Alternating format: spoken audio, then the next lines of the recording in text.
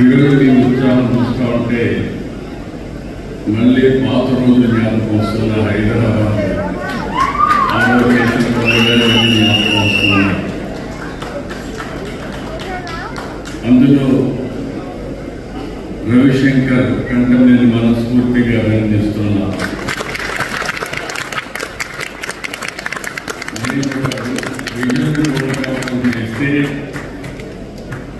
ఆ విజన్లో first mover advantage తీసుకుని బ్రహ్మాండంగా మీరు చూస్తే 200లో ప్రారంభించారు.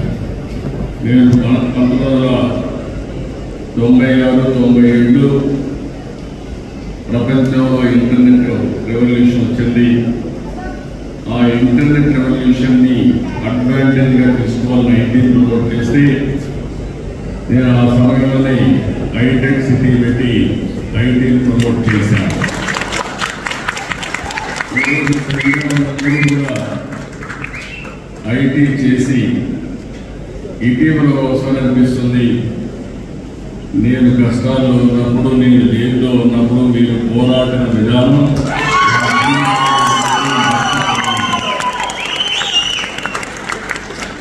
ఒకసారి రాజకీయ నాయకులు అనుకుంటాం, మనం పనిచేస్తే ప్రజలు మర్చిపోతాం అనుకుంటాం. కానీ ఒక్కొక్కసారి ఏ విధంగా ప్రజలు స్పందిస్తారనేది నా జీవితంలో కాదు, ఎన్ని జన్మలెత్తి మళ్ళీ తెలుగు వాడిగానే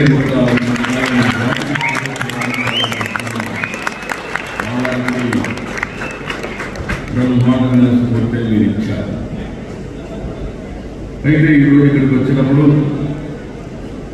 2000 సంవత్సరంలో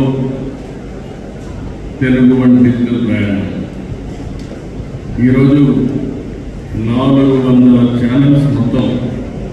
ఇప్పుడే చెప్పాడు, ప్రపంచంలో ఏ దేశానికి పోయినా తెలుగు వన్ ఉంటుంది.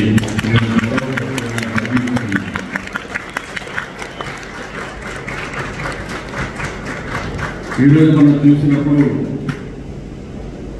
రవిశంకర్ యొక్క కృషిని, పట్టుదలని, ప్రతిభని, అన్నింటికంటే ముఖ్యంగా నేను ఒక విజన్ పెట్టుకుంటే నా విజన్కి ప్యారలల్గా ఒక విజన్ తయారు చేసుకొని ఒక పెద్ద ఎంపైర్ ఆ ఎంపైర్లో వచ్చాను. ఒకప్పుడు నేను చూసేవాడిని, న్యూస్ పేపర్స్ వచ్చేది కాదు, గ్రామాల్లో ఒక్క ఆకాశవాణి ఉండేది. ఆకాశవాణి ద్వారా వార్తలు చెప్పేవాడు. అది కూడా సాయంత్రం ఒక ఫిక్స్డ్ టైంలో ఒక 10 నిమిషాలు మాత్రం వార్తలు చెప్పేవారు. ఆ వార్తలు చదువుకొని ఏ రాజకీయ నాయకుడు ఏ క్వశ్చన్స్ అడిగారు, ఎవరి సంఘంలో పవర్ఫుల్గా మాట్లాడుతున్నారు వేరే చేసేవారు. ఆ తర్వాత న్యూస్ పేపర్స్ రెవల్యూషన్ వచ్చింది. ఒక్క మాటలో చెప్పాలంటే ఆగస్ట్ క్రైసిస్ వస్తే ఎన్టీ రామారావు గారిని నిజాయితీ ఉన్న అప్రజాస్వామికంగా పదవిని తీసేస్తే ఒక ఈనాడు చూపించిన చొరవ 30 రోజుల్లో మళ్ళీ ఎన్టీ రామారావు గారు. ఆ తర్వాత మీరు చూస్తే ఎలక్ట్రానిక్ మీడియా వచ్చింది. అప్పుడప్పుడే మెచ్యూరిటీ వచ్చింది. ఎలక్ట్రానిక్ మీడియా వస్తే ఓసారి అనిపిస్తుంది, 2003 అలిపేట దగ్గర నా మీద తీవ్రవాదులు అటాక్ చేసినప్పుడు ఒక్క జెమినీ టీవీ ఉంది. ఈరోజు చూస్తే ఎన్ని ఛానల్స్ ఉన్నాయో లెక్కేసుకోవాలంటే దానికి గంటలపై లెక్కేసుకునే పరిస్థితి వచ్చింది. అన్ని ఛానల్స్ వచ్చాయి. ఆ తర్వాత మీరు చూస్తే రవిశంకర్ లాంటి వ్యక్తులు ఇంటర్నెట్ ఆధారంగా తీసుకుని అనేక ఛానల్స్ని ప్రమోట్ చేశారు. ఈరోజు ఒక మాటలో చెప్పాలంటే ప్రతి ఒక్కరూ ఒక ఛానల్ పెట్టుకోవచ్చు, సోషల్ మీడియా ఛానల్. మీరు ఇంటికాడే కూర్చొని మంచి ఛానల్స్ పెట్టుకుంటే మీరు పాజిటివ్గా కన్స్ట్రక్టివ్గా న్యూస్ ఇవ్వగలిగితే మీకు కాలుష్యంగా కాకుండా మంచి ఆదాయాన్ని సంపాదించే విధంగా మీరు ముందుకు పోయే పరిస్థితి వస్తూ ఉంది. ఇది వినూత్నమైన మార్పు అని కూడా నేను మీకు తెలియజేస్తున్నా. అయితే ఏదైనా ఈరోజు మీరు చూస్తే రవిశంకర్ గారి కోసం మనం నేర్చుకోవాల్సింది విజ్ఞానం, వినోదం, ఆరోగ్యం, అదే మరి స్పిరిచువాలిటీ. ఏది చూసినా అన్ని పుచ్చుకున్నారు. అలాంటి వినూత్నమైన కార్యక్రమాలతో ముందుకు పోతున్నారు. ఈరోజు మీరు చూస్తే ఒక్కొక్కసారి న్యూస్ పేపర్ సర్క్యులేషన్స్ ఉంటాయి. శాటిలైట్ ఛానల్స్కు టీఆర్పీ రేటింగ్ ఉంటుంది. యూట్యూబ్ ఛానల్స్ అన్నిటికీ వ్యూస్ ఉంటాయి, సబ్స్క్రైబర్స్ ఉంటారు. దీన్ని బట్టి ఆదాయం కూడా వస్తూ ఉంటుంది. ఈరోజు మీరు చూసినప్పుడు 55 బిలియన్ వ్యూస్ వస్తున్నాయి. 120 మిలియన్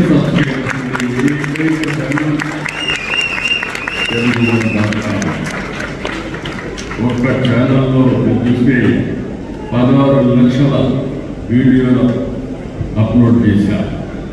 1500కు పైగా సినిమాలు, 2500 షార్ట్ ఫిల్మ్స్, 65,000 పైగా వీడియోలు, వెబ్ సిరీస్ ఇవన్నీ కూడా చేసి తిరుగులేని శక్తిగా Telugu1.com తయారు చేశారు. ఈరోజు మిమ్మల్ని అందరూ చూసిన తర్వాత నాకు అనిపిస్తుంది ఇది తెలంగాణ పాత రోజులు జ్ఞాపకం వస్తున్నాయి. 1995-96 ప్రాంతంలో నేను ముఖ్యమంత్రి అయినాను. అప్పటికి తెలుగు జాతి మొత్తం మీద చూస్తే ఎక్కువ వ్యవసాయం పైన ఆధారపడేవాడు. హైదరాబాద్ నగరం కూడా హైదరాబాద్ సికింద్రాబాద్ ఉండేది. ఆ రోజు నేను ఆలోచించింది భవిష్యత్తుకు పూర్తిగా మారే పరిస్థితి రావాలంటే ఇన్ఫర్మేషన్ టెక్నాలజీని అడాప్ట్ చేయాలని ఒక నిర్ణయం చేశాను. అప్పటికి ప్రూఫ్ ఆఫ్ కాన్సెప్ట్ ఎక్కడా లేదు, ఏం చేయాలో తెలియదు. ఇదే మరి 4-5 మీటింగ్లు పెట్టుకొని ఇప్పుడే ఇక్కడ తుమ్మల నాగేశ్వరరావు, ఉండేవాళ్ళు తుమ్మల నాగేశ్వరరావు ఉన్నాడు, తర్వాత వేణుగోపాల్ వచ్చారు. వీళ్ళందరితో ఆ రోజు ఆలోచించి ఆ రోజు తీసుకున్న నిర్ణయం ఐటీని ప్రమోట్ చేయాలి. ఫస్ట్ కట్టింది హైటెక్ సిటీ కట్టాం, ఐటీని ప్రమోట్ చేశాం. నేను ఈరోజు ప్రపంచంలో ఏ దేశానికి వెళ్ళినా అక్కడ ఇండియన్స్ ఉంటారు, అగ్ర భాగాలు తెలుగు వారు ఉన్నారు. అది ఆ రోజు నేను కాంట్రిబ్యూట్ చేసినటువంటి పెద్ద కాంట్రిబ్యూషన్ తెలుగు జాతికి కూడా నేను తెలియజేస్తున్నాను. ఇంకొక పక్కన నాలెడ్జ్ ఎకానమీ ఫ్యూచర్లో ఏమాత్రం అనుమానం లేదు. క్రియేటివ్ ఎకానమీకి చిరునామాగా, క్రియేటివ్కి చిరునామాగా ఈరోజు తెలుగు జాతి తయారయ్యే పరిస్థితి వచ్చింది. ఇప్పుడే వాళ్ళు మాట్లాడితే నేను ఎప్పుడు కూడా ఒకసారి నేను చెప్పేది ఆ రోజు అర్థం కాదు, కానీ తర్వాత అర్థం చేసుకుంటూ ఉంటాను. ఆ రోజు హైటెక్ సిటీ అంటే అందరూ ఎంపికలు చేశారు. అక్కడి నుంచి కొంతమంది అందిపుచ్చుకున్నారు, బ్రహ్మాండంగా ముందుకు వెళ్ళారు. మనమందరం కూడా ఒక ఇన్స్పైరింగ్ టైంలో ఉన్నాం. మీరందరూ గుర్తుపెట్టుకోవాల్సిన అవసరం ఉంది, కష్టపడవలసిన అవసరం లేదు, స్మార్ట్గా పనిచేయాలి. మేము ఏదో 24 గంటలు పనిచేస్తున్నాం, ఆ రోజులు అయిపోయినాయి. ఈరోజు మనం చేయాలని స్మార్ట్గా పనిచేసే రోజులు వచ్చాయి. ఈ మాట మళ్ళీ చెప్తున్నా.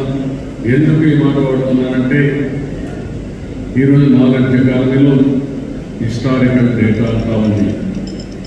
ఇంకో పక్కన మీరు చూస్తే ఏ ఫీల్డ్ అయినా కావచ్చు. అదే సమయంలో ఇంకో పక్కన చూస్తే ఆర్టిఫిషియల్ ఇంటెలిజెన్స్ వచ్చింది. ఇంకో పక్కన చూస్తే real time data, real time collect చేసే అవకాశం వచ్చింది. ఐఓటీస్ కానీ, లేకపోతే వేరబుల్స్ కానీ, శాటిలైట్ కానీ, డ్రోన్స్ కానీ, సీసీటీవీ కెమెరాస్ అన్నీ వచ్చాయి. అంటే ఈరోజు కావాల్సిన లీడర్స్ కావాలి, అడాప్ట్ చేసుకునే నాయకత్వం కావాలి. అందుకే నేను ఇవన్నీ కనుక చూస్తే ఆ రోజు హైటెక్ సిటీ, ఐటీ, ఈరోజు క్వాంటమ్ వ్యాలీ, వీటికి ఏ తెలియజేస్తాను. క్వాంటమ్ వ్యాలీ అంటే భవిష్యత్తులో తెలుగువారు నాలెడ్జ్లో అగ్రస్థానం ఉండాలి. అదే మాకు ఆంటర్ప్రెన్యూర్స్ కావాలి.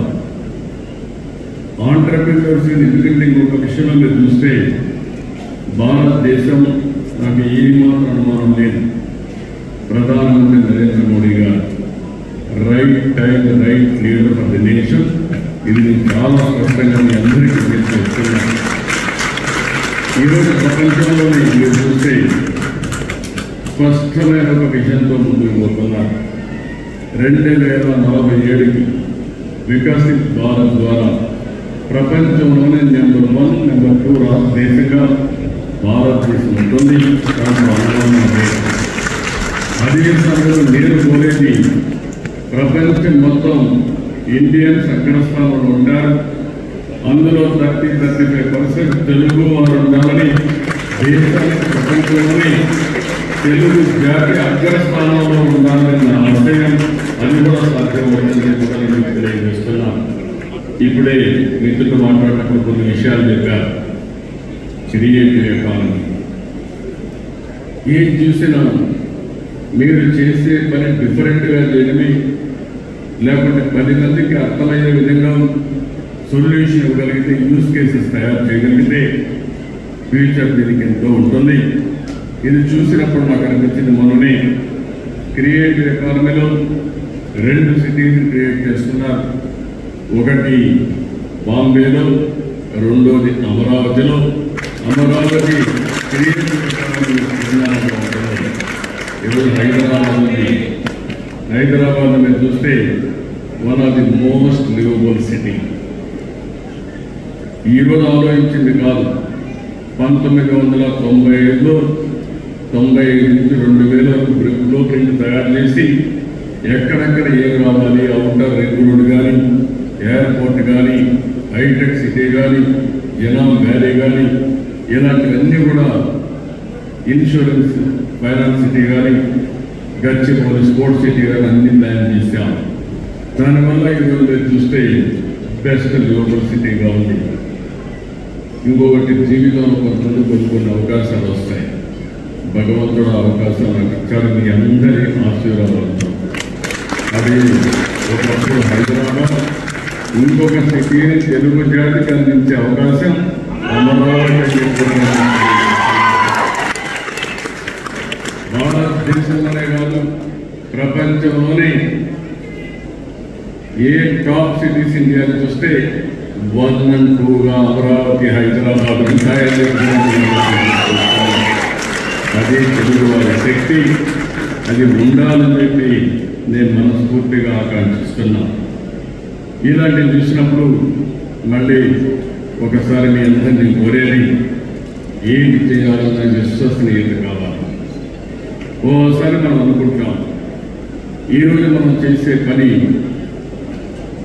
ప్రజలు నమ్ముతున్నారా, దీనివల్ల లాభం ఉంటుందని ఆలోచిస్తాం. కానీ ఒక వ్యక్తికి కానీ, ఒక నాయకుడికి కానీ, ఒక మీడియాకి కానీ, లేకపోతే ఒక ఎన్జిఓకి కానీ విశ్వసనీయత ఉండాల్సిన అవసరం ఉంది. ముఖ్యంగా మనం చూస్తే స్వాతంత్ర ఉద్యమం, పత్రికలు, జర్నలిస్టే కీలకమైన పాత్ర పోషించారు. ఆ తర్వాత రాను రాను పోటీ ప్రపంచంలో మనం చూస్తే విలువలు పడిపోయే పరిస్థితి వస్తూ ఉంది. ఇటీవల సోషల్ మీడియా మామూలుగా లేదు. మామూలుగా ఎంత లాభాలు ఉన్నాయో అంత నష్టాలు కూడా ఉన్నాయి. కొంతమంది సోషల్ మీడియాని ఒక వేదిక తీసుకుని క్యారెక్టర్ అసాసినేషన్ కానీ, రాంగ్ న్యూస్ని ప్రొజెక్ట్ చేయడానికి కూడా ఇష్టానుసారంగా ప్రవర్తించే పరిస్థితి వస్తున్నారు. దీన్ని నేను పూర్తిగా వ్యతిరేకిస్తున్నానని చెప్పను కానీ, కంట్రోల్ చేయాలని చెప్పను కానీ నియంత్రణ అవసరం. ఆ నియంత్రణ చేయకపోతే ఇండల్లో ఉండే ఆడబిడ్డల క్యారెక్టర్ కూడా అసాసినేట్ చేస్తూ చాలా సమాజానికి హానికరంగా పరిస్థితి వస్తుంది. నేను అందుకే ఈరోజు ఏదైతే మిత్రులు చెప్పినటువంటి కంటెంట్ చెప్పినట్టు దానికి ఏకీభవిస్తున్నాం. ఏ విధంగా చేయాలో చర్చ జరగాల్సిన అవసరం ఉంది. చర్చ జరిగిన తర్వాత అటు గవర్నమెంట్ ఆఫ్ ఇండియా కానీ, ఇటు రాష్ట్ర ప్రభుత్వాలు కానీ అందరం కూడా ఆలోచించి ఏ విధంగా రైట్ మీడియాని ఏ విధంగా ప్రోత్సహించాలి, లేకపోతే ఎంటర్టైన్మెంట్ క్రియేటివిటీకి ఏమాత్రం లేకుండా ఏ విధంగా చేయాలి, అదే సమయంలో క్యారెక్స్ రాసాల్సిన ఇష్యూ కానీ కొంతమంది కొన్ని దుర్మార్గమైన ఆలోచన చేసినప్పుడు వాళ్ళని ఎట్లా కంట్రోల్ చేయాల్సిన అవసరం బాధ్యత మనందరి మీద ఉందని కూడా నేను మీకు తెలియజేసుకుంటూ ఫైనల్గా రవిశంకర్ గారిని మరొకసారి మనస్ఫూర్తిగా అభినందిస్తున్నా. వండర్ఫుల్గా ఇవన్నీ చాలా మంది కలిసి తయారుకోవాలనుకున్నాను కానీ నాకు టైం దొరకకుండా రాలేకపోయాను. ఈరోజు మీతో కలిసి మీరు చేసిన పనులు నేను చూశాను. చాలా ధైర్యంగా ఓసారి ఎక్కడ నిర్మోహమాటం లేకుండా చాలా ధైర్యంగా పోరాడుతున్నాను. అమరావతి పైన కూడా ఒక సినిమా తీసిన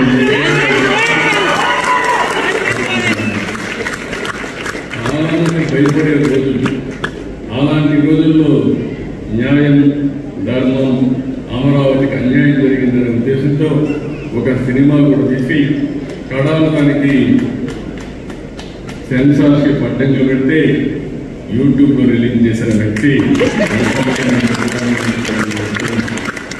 ఇలాంటివన్నీ ఒక పక్కన మీడియాలో రాణిస్తున్నాయి, ఇంకో పక్కన మీరు చూస్తే 2,000 మందికి పైగా పేదలకు ఆపరేషన్ చేయించడం, కొంతమందిని చదివించడం, విద్య ఆరోగ్య విషయాల్లో కూడా వారి యొక్క మానవత్వాన్ని నిరూపించుకున్నారు. దానికి కూడా వారిని మనస్ఫూర్తిగా అభినందిస్తూ నేను ఈ మధ్యకాలంలో కొత్త కార్యక్రమానికి శ్రీకారం చేశాను. ఆర్థిక సంస్కరణలు 91లో వచ్చాయి. అక్కడి నుంచి సంపద సృష్టించడం P3 ద్వారా అంటే ప్రభుత్వం ప్రైవేట్ భాగస్వామితో సంపద సృష్టిస్తున్నాం. ఒక రోడ్లు కానీ, ఒక ఎయిర్పోర్ట్లు కానీ, లేకపోతే పవర్ కానీ, టెలికాం కానీ అన్నీ ప్రైవేట్ సెక్టర్లో వచ్చే పరిస్థితి వచ్చింది. నేను ఇప్పుడు కొంతమంది దీనివల్ల జస్టిస్ గారు ఇక్కడే ఉన్నారు, రమణ గారికి అనుభవం ఉంది, సుదీర్ఘంగా న్యాయస్థానంలో పనిచేశారు. ప్రధాన సుప్రీంకోర్టు న్యాయమూర్తిగా ప్రధాన న్యాయమూర్తిగా పనిచేసి రిటైర్ అయ్యారు. ఏదో దేశంలో మీరు చూస్తే ఆర్థిక అసమానతలు పెరిగిపోతున్నాయి, అంతా బిలియనియర్స్ అయిపోతున్నారు. లేని వాడు 100 రూపాయలు కూడా పర్ డే ఆదాయం వచ్చే పరిస్థితి లేదు. ఇలాంటివి వచ్చినప్పుడు ప్రభుత్వ విధానాల ద్వారా అవసరమైతే ప్రైవేట్ వ్యక్తుల భాగస్వామ్యంతో పేదరికాన్ని పూర్తిగా నిర్మూలించవలసిన బాధ్యత మనందరిపైన తెలియజేస్తున్నాం. ఒక పక్క పాలసీ తీసుకొచ్చుకుని ఇంకో పక్క నేను తీసుకొచ్చింది P4 పాలసీ తీసుకొచ్చాను. ప్రభుత్వం ప్రైవేట్ ప్రజల భాగస్వామ్యంతో ఎవరైతే టాప్లో ఉండే 10% హై నెట్వర్క్ ఇండివిజువల్స్ కింద నుండే 20% కానీ దత్తత తీసుకోగలిగితే, మెంటరింగ్ చేయగలిగితే, హ్యాండ్ హోల్డింగ్ చేయగలిగితే మనతో సమానంగా వాళ్ళు కూడా పైకి వచ్చే అవకాశం వస్తుంది. వాళ్ళకి తెలియజేయడం లేక మంది కూడా ఒక మారుమూల ప్రాంతంలో పుట్టారు. జస్టిస్ రమణ గారు కూడా ఒక మారుమూల ప్రాంతంలో గ్రామీణ ప్రాంతాల్లో పుట్టారు. నేను కూడా ఒక ఊరిలో పుట్టాను. 6 కిలోమీటర్ల నుంచి చదువుకున్న హై స్కూల్స్. అలాంటి నేనే కాదు, ఈరోజు పెద్ద పెద్ద మన ప్రియతమ నాయకుడు నందమూరి తారక రామారావు గారు కూడా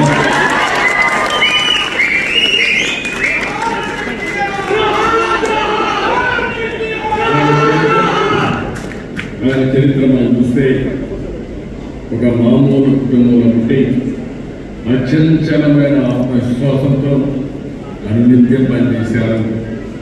ఆయన ఎదుగుదలకు చాలా మంది సహకరించారు. ఈరోజు చరిత్రను ప్రశ్నలు తెలియజేసుకుంటే మళ్ళీ ఎన్టీ రామారావు గారిని లేకపోతే ఆయనతో పోల్చుకోవాలంటే మళ్ళీ ఎన్టీ రామారావు గారి తిరిగి పుట్టాలి తప్ప వేరే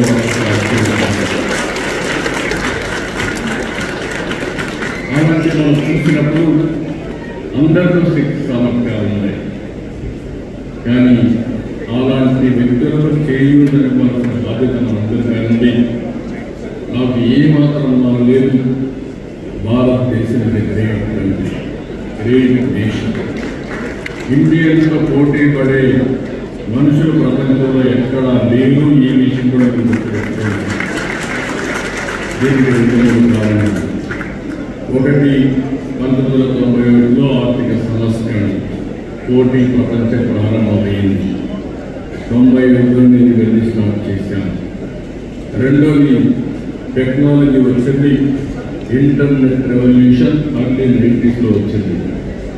అక్కడి నుంచి మీరు చూస్తే ఫస్ట్ మోర్ అడ్వాంటేజ్ ఇండియన్ తీసుకున్నారు, అందులో తెలుగు వాళ్ళు అడ్వాంటేజ్ తీసుకున్నారు. మూడోది మనం ఊహించింది డెమోక్రటిక్ డివిడెండ్. ప్రపంచంలో యంగ్స్టర్స్ ఉంటే ఏకైక దేశం భారతదేశం. ఈరోజు భారతదేశం ప్రపంచం మొత్తం సేవలు అందించగలుగుతుందంటే దానికి కారణం యువత. ఇక్కడ కూడా మీరు చూస్తున్నారు, ఈ ఏరియాలో కేంద్రం వస్తున్నారంటే మా యువతే కేంద్రం.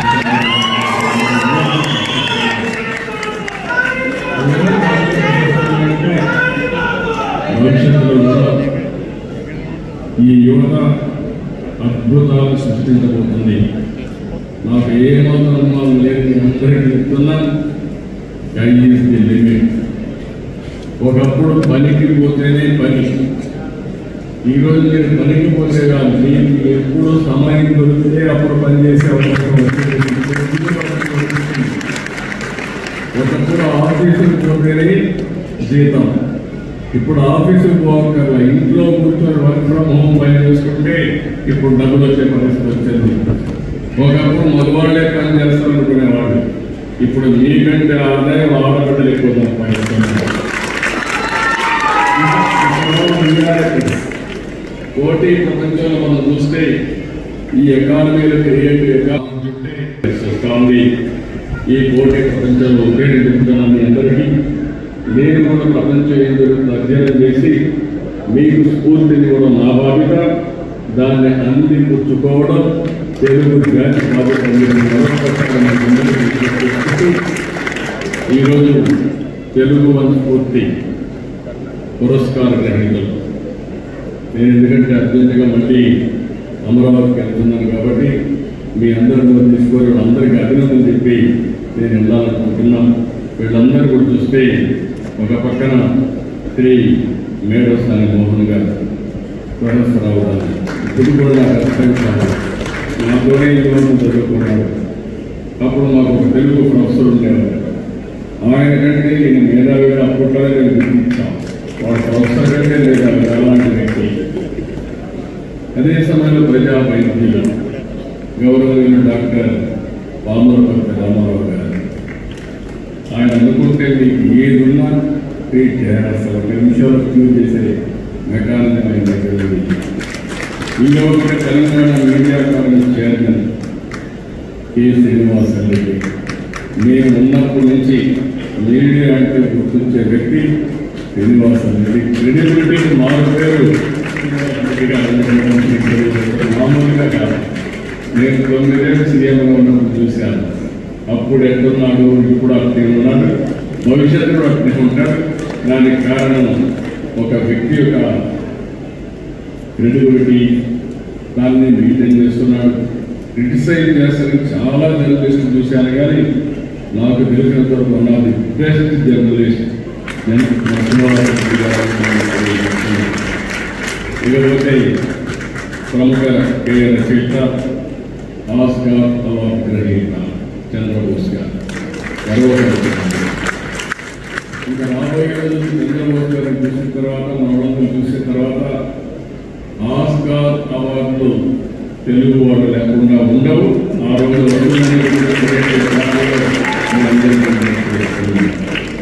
ఇంకో పక్కన విశ్రాంత ఐఆర్ఎస్ అధికారి నరసింహప్ప, ఆయన కూడా మా సీనియర్ ఎకనామిక్స్ డిపార్ట్మెంట్లో, ఆయన కూడా గర్వకారణం.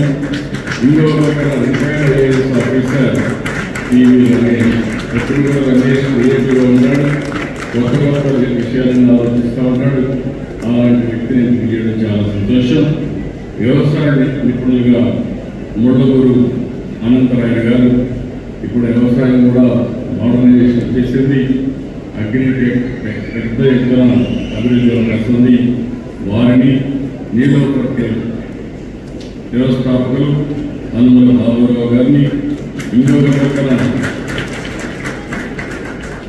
సిఎస్పి